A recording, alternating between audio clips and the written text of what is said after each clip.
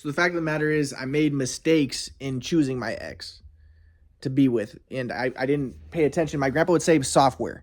So my ex was a drug addict. She told me she was promiscuous. She had sex with a bunch of men. Now my grandpa would say the problematic aspect of that is it demonstrates, first off, it's self-confirmatory behavior.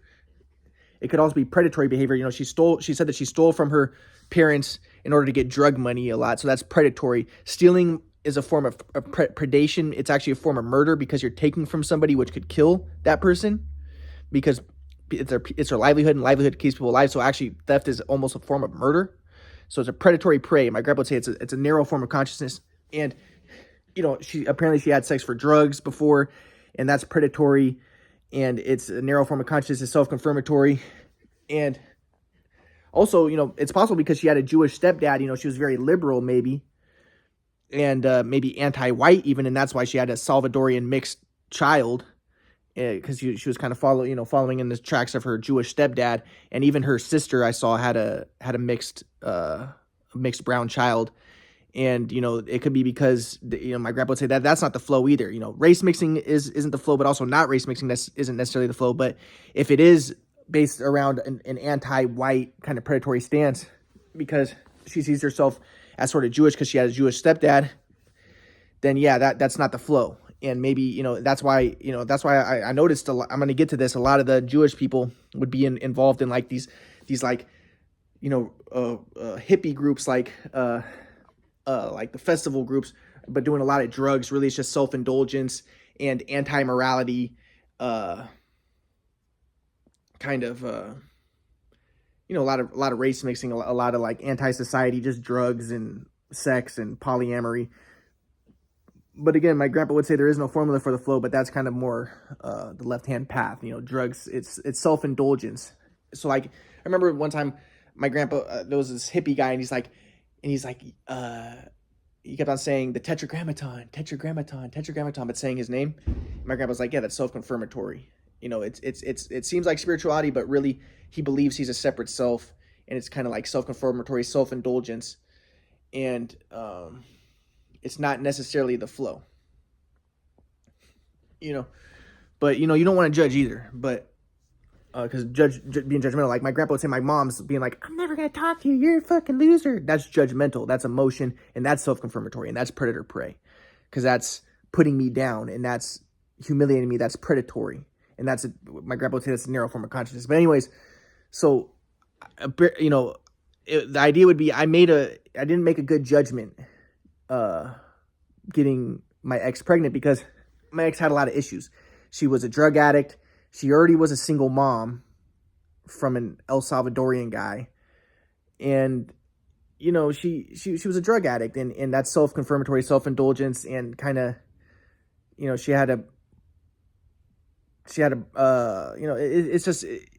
a lot of red flags, as I would say, right? And she would tell me about, like, I remember one time she told me, she was like, this was almost at the beginning of when we were dating. She was like, yeah, I had this ex-boyfriend once, and not the beginning, but it was kind of at some point. She's like, yeah, I had this ex-boyfriend, and, we would go to parties, I would go to parties, and he would get really jealous, and he would go to the party, and then so he wanted to go to the parties with me, and we ended up breaking up and stuff. And she was like, so I should have seen these red flags, like, oh, so you're going to parties without your ex-boyfriend, and you think he's jealous, and that's predatory.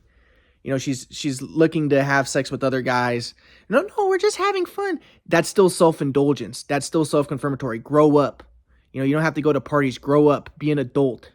There's a lot more valuable things you can do with your time than going to parties and dancing and wasting your time and for sense. My grandpa would call it sense gratification, self-indulgence, entertainment, which is self-confirmatory.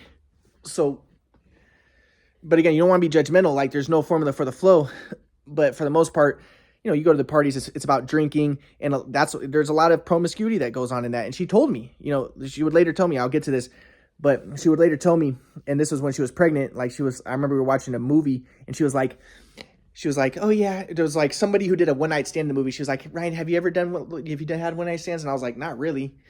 I don't do one night stands. That's kind of sick, and I don't want to get STDs and stuff. But she was like, oh yeah, I've had tons of one night stands.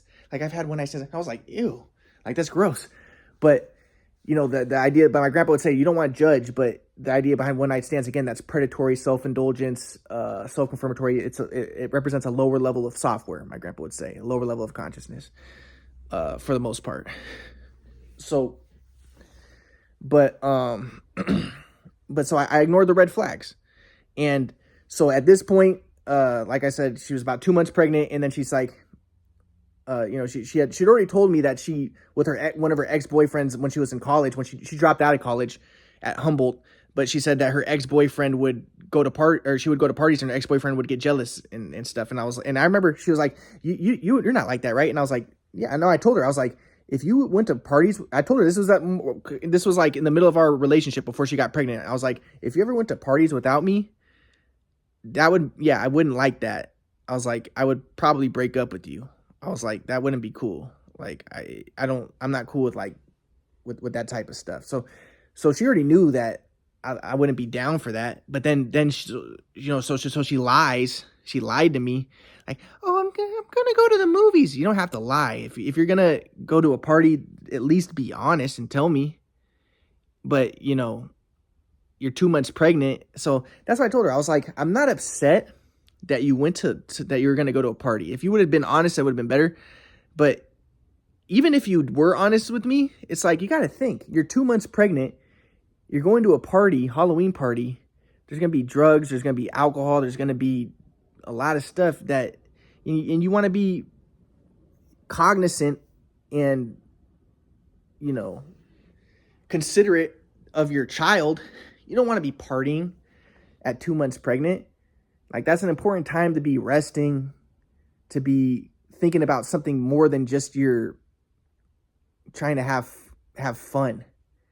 And so it's like, so I was just like, I'm not upset with you. I'm just a little disappointed that you lied to me and now I don't trust you anymore. You know, so, but then she's like, oh, you're jealous. And then, like I said, I'm trying to text her. So she ends up kicking me out of her apartment. So I'm trying to text her, and then she's ignoring my texts. And so I'm trying to text her, and so again, she's being very disrespectful. And my grandpa would say, this is, again, I don't know the exact levels, but my grandpa would say these are lower levels of software disrespect. My grandpa would say, if you're around someone who's disrespectful, that's a representation of lower level of software. You want to disengage and not expose yourself to that lower level of software. So, but I was very worried about the baby, and I was just immature at the time anyways, and I wasn't able to discern software. It probably would have been the best for me to just distance myself and just be like, okay, I don't want to be exposed to this disrespect. But I was concerned, I was concerned about the baby. So I was afraid that she was going to get an abortion because, she had told me she had 3 abortions before. So I was kind of scared about that. And I still liked her.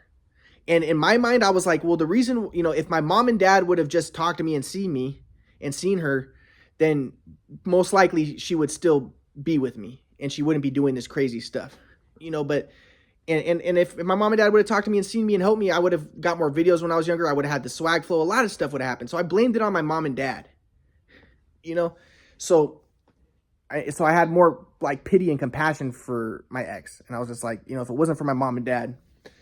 So I'm trying to text her, like, what's going on? How's the baby? Are you, you're not thinking of getting an abortion, right? How are you doing? What's going on? So then my ex is telling me like, she's not responding, but then she responded. She's like, I'm really upset about how you treated me. And I'm like, how I treated you? You're the one who lied to me about going to a Halloween party. So I ended up texting her friend Sylvie, whose party she went to. And I told Sylvie, hey, Katie is 2 months pregnant, because Katie hadn't told anybody yet. I said, Katie's 2 months pregnant. Please, I would be grateful if, I would appreciate it if she doesn't go out and partying while she's pregnant. It's not too much to ask, So I texted Sylvie that, and then the next day, Sylvie posts on her Instagram a bunch of videos of her and Katie at the kickback. Katie told me she'd been to a kickback, but it was a party. Okay, so now she's really lying to me, and I'm like, this is disrespectful. And it's disrespectful that Sylvie would do that. knowing that Katie's pregnant, or knowing that my ex is pregnant, and that she would do that. So then I was upset about that. But the crazy thing was, like I said, I was a leftist my whole life. So I've been around all these Jewish groups, and a lot of Jewish hippies. They're all into drugs. They sell drugs, like Sylvie Shannon, her friend Shannon. They're like drug dealers, and they're very degenerate. They promote degeneracy, doing a bunch of degenerate stuff. A lot of them are with black guys, and it's just like self-indulgence, sense indulgence, under the garb of spirituality, but really they're just drug addicts. And so I basically upset. Now Sylvie posts of videos of my ex at the party while she's pregnant with my baby, being disrespectful again. But then I see that Sylvie is at the party with all of the, it's crazy because I was a leftist. I was a Jewish leftist, and I was anti-white, anti-society. So I hung out with all those people. And I saw the even though I never did drugs, I would hang out with them, and I was trying to spread the quadrant model and stuff. But I saw that Sylvie was with all the people who I knew. I'd been to that house before. I'd been to that house many times, and I knew the people there, and they all do cocaine, DMT, all the different types of drugs.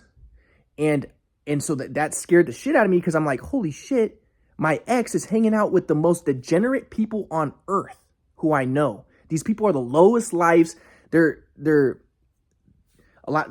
people who go to the pro-Palestine rallies. When the pro-Palestine rallies, a lot of these people who I knew them, they went to the pro-Palestine rallies. They're all for abortion. They're all for like just sense indulgence, Palestine, and most of them are mentally ill. They're drug addicts. They're very degenerate. They love polyamory. They're the most sickest fucking people in the fucking world, dude. But I don't want to be judgmental, because at the same time, like, my grandpa would say probably they're at least they're trying to be like spiritual, and they're opening their minds to something higher, perhaps, But at the same time, you don't want your girlfriend who's pregnant hanging out with these people, and like they're very like. Sylvie's very into like transvestites, and I would hang out with these people, and there's a lot of trannies that would be a part of this group, and it's just narcissism. It's just narcissism and mental illness. So, now at the same time, I don't want to be judgmental, because some of it, some of them are thinking outside the box, and that could be close to the flow. So, but for the most part, my point though is, I see my ex at this party with these people who I know, who are polyamorous drug addicts, and that freaked me out. So I asked my ex, do you know these people? How long have you been associating with these people? And my ex is like, I just met them. And I was like, okay. This is when I talked to her the next time I talked to her. I was like, please do not hang out with them again. I was like, these people are polyamorous, and they're drug addicts, and they're the most low-life people on the fucking planet. And I said, the fact that you're in a picture with these people while you're pregnant, you don't want to be in a picture with these people ever. These people are criminals. I know them. They're criminals. A lot of them they're felons. They're drug addicts. They're fucking lowlives, dude. Do not hang out with these people. And in my mind, I'm thinking my girlfriend is pregnant with my baby, and she's hanging out with drug addicts, polyamorous drug addicts. And just think about what's going through my mind. I'm like, in my mind, I'm thinking, fuck, who knows what happened to her? Maybe she did some drugs over there, because I know there were drugs there, because I've been there.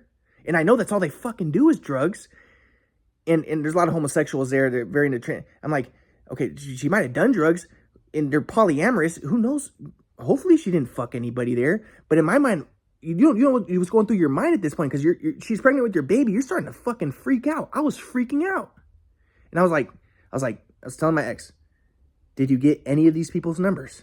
So she's just like, and she's like, we're not together anyways. We're not together anymore. So then she tries to throw that off. So then I'm like, now I'm heartbroken. And I'm like, and now I'm scared, because I'm like, she's pregnant with my baby, and now she's hanging out with drug addicts who are low lifes, who are losers. And I'm like, and these people, they're degenerate. A lot of them are Jewish. I know a lot of them who are Jewish, but not all of them are Jewish either. They're just degenerate, sick people. They're like the disgusting people, dude.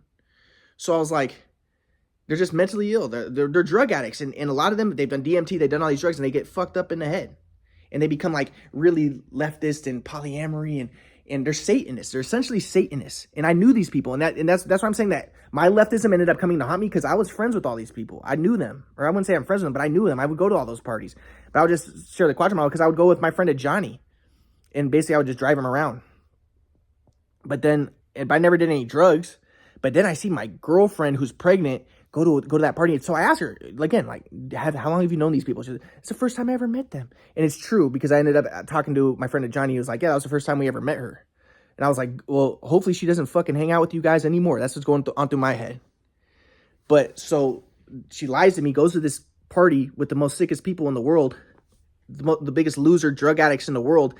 But she doesn't know that I knew all those people. In her mind, I'm just a loser. She doesn't know that every single one of those people at that party I knew, and they all know me. So she, in her mind, she was just like, oh, Ryan's just a fucking loser, whatever. She didn't know I know the theory of everything. I know the Quadrant model. I'm not a loser. So then, and I'm hopefully getting swag flow back and hopefully stuff work out. But I want to get as many videos of when I was younger as possible. But my point is, so I was kind of upset. But then my ex ends up getting back to me. And because I was texting her, I was like, okay, let's just go out and we'll go shopping together. So I'll get you groceries. Because I wanted to see her because she wasn't responding to my stuff. And I wanted to make sure the baby was okay. So we end up going and getting groceries at Rouse.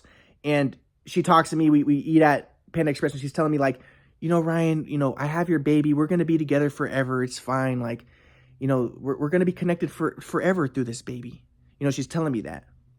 And I was happy about that, because I liked her a lot. And I'm thinking, in my mind, I'm like, she's going to these parties. She wants to explore. She wants to expand her consciousness and stuff, even though she's hanging out with drug addicts and stuff. I'm trying to give her the benefit of the doubt. But my grandpa would say, again, you have to examine someone's software. And if she's disrespecting you, that is an expression of lower level software. But again, at that time, I was still a leftist, and I was still believed in Darwinism. And that's another thing. Like, I remember, like at one point in the relationship, she told me that she had been together with her boyfriend with her baby dad she had left him for 4 years, and then she got with me. And I had studied this thing from Karen Fisher where she says there's the 4 years thing where a woman will leave the baby dad for another man after 4 years, so that, and her definition is it's like an instinctual thing to increase your genetic stock and increase the diversity of your offspring. But I wanted to look at things through the Darwinian lens, because I was still looking at things through the materialistic Darwinian lens.